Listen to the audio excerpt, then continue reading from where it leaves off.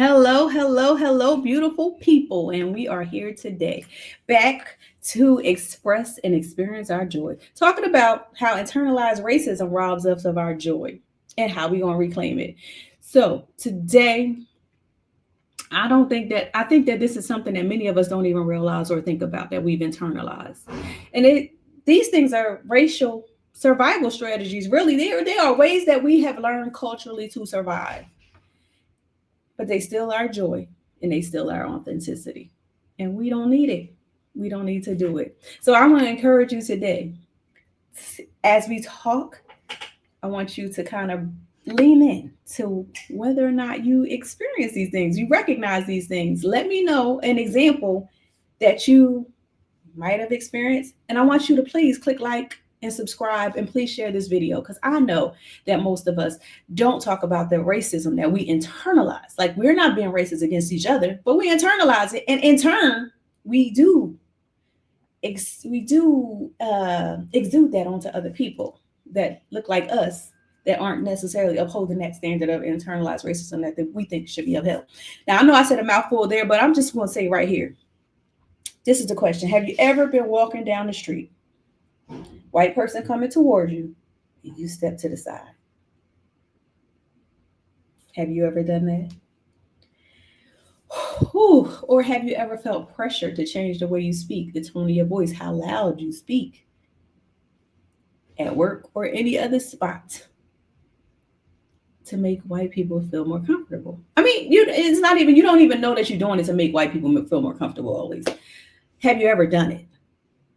Because it's not by coincidence, it's by conditioning. Moving out of the way when white people come is something that was a part of Jim Crow etiquette. And I'm sure it probably existed before then, but as far back as I can go, is a little bit before I was born in terms of these things right now. And Jim Crow was about 12 years before I was born. It ended about 12 years before I was born. So I want to encourage us to recognize these patterns and to reclaim our power and to walk in our joy. Because doing these things robs us of who we are authentically, how we relate to each other culturally, and how we show up and how we experience joy. Some of the things that we learn to internalize is unconsciously the walking and white you walking down the street, a white person walking towards you, or you moving out the way. That is a way that we defer to white people in public spaces. We kind of let them, you belong here, I don't. This is your space, I'm just here. So it reinforces the idea that we have to make ourselves smaller in order to be accepted, and we don't. Stand up, shoulders back, speak up, hold your space with confidence. You have as much of a right to be here as anybody else. You have a right to take up space just like anybody else. I don't care where you come from. I don't care where you be at.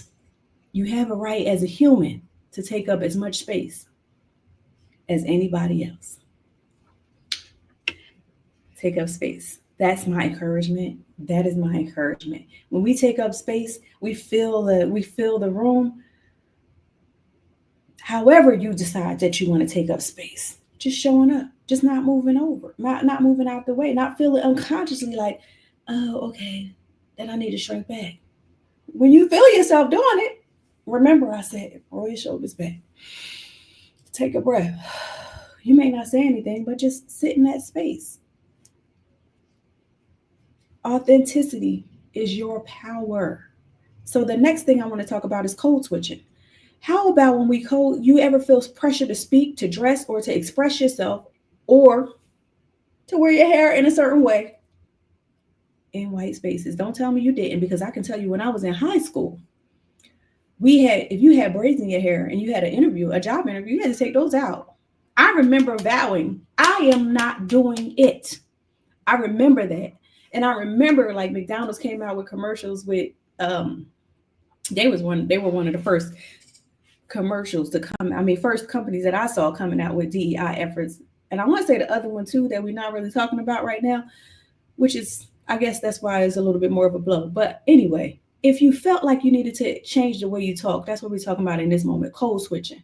You know, when your mind used to be like, y'all get over here and sit down. The phone ring, and I'm aging myself. I'm telling y'all my age, right? When I do this, y'all know. Y'all kids get over there and sit down. The phone ring. Hello. Hi. Yes, how are you? Uh-huh. Yes, this is she. Yes, yes. Code switching. It's a way that we've learned to survive. But authenticity, I'm telling you, is your superpower. It is your superpower. As a member of one of the most educated demographic in America, I can tell you that authenticity is your superpower. I don't care how many degrees you got. I don't care. I don't care where you live. I don't care how much money you make. Authenticity is your superpower. Because all those things really ain't, somebody say you saying a whole lot of something, but you ain't saying nothing. All those things are just things. But deep down, authenticity is our true self. And code switching forces us to hide our true self. It's exhausting and it leads to the suppression of our identity. Because that's just how it is. Another thing that we do, um, we have a distrust or a disdain toward Black businesses.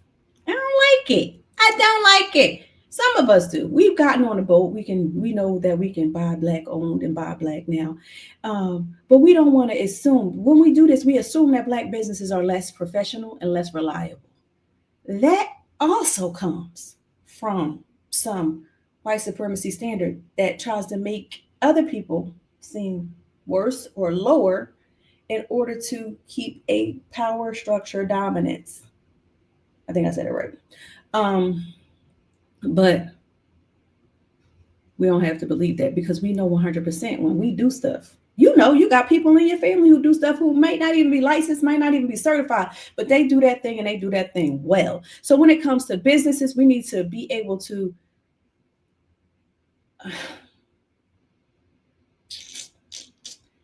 not be robbed. Because once we're robbed and once we're believing that our businesses are less reliable and less professional, it robs us. It keeps us from circulating wealth within our own communities and it reinforces self doubt. Support and uplift Black businesses. Recognize that excellence exists within our community. That's why you hear everybody talking about Black excellence, because we know it's a thing. We know how we do things and we do it well. So support it. Find a Black business that you love. Find some businesses that you love and support. I know you were going to some of those other places, and even if you was going to that big place that sells items from all these other places, you can still go directly to that place.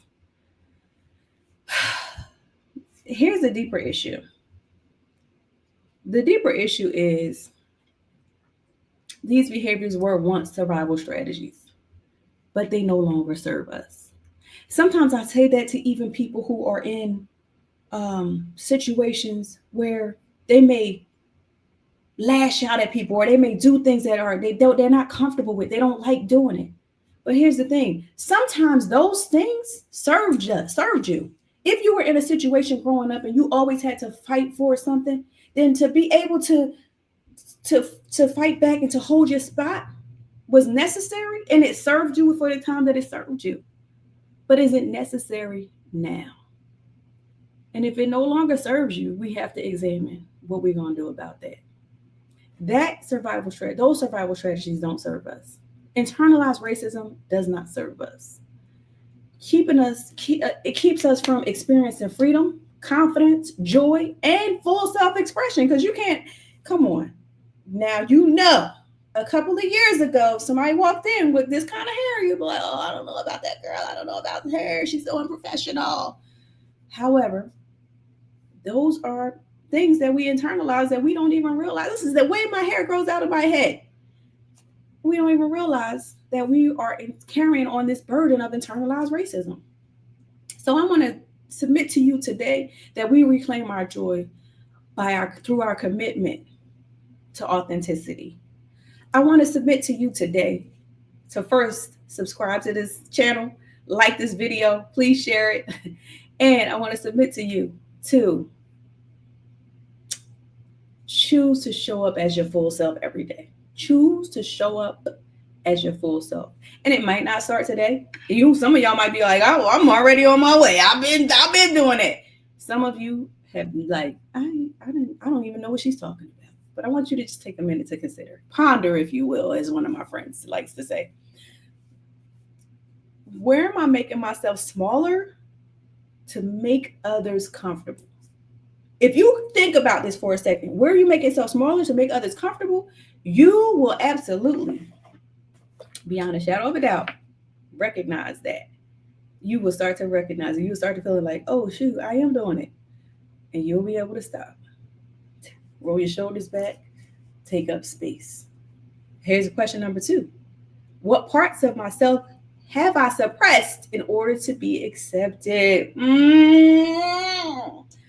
am I not showing up as?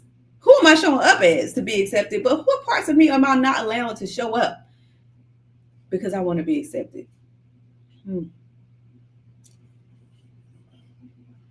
3, how can I start reclaiming my voice, my space, and my power? Number 1, you can keep coming here for 100 Days of Joy. And you're going to come here and get nuggets about how we reclaim our joy, how we show up in our space, how we reclaim our voice. You're going to get that here. So, number 1, plug in, link up, come back, hit the bell, subscribe so that you know when videos are coming out. Number 2, say this affirmation with me.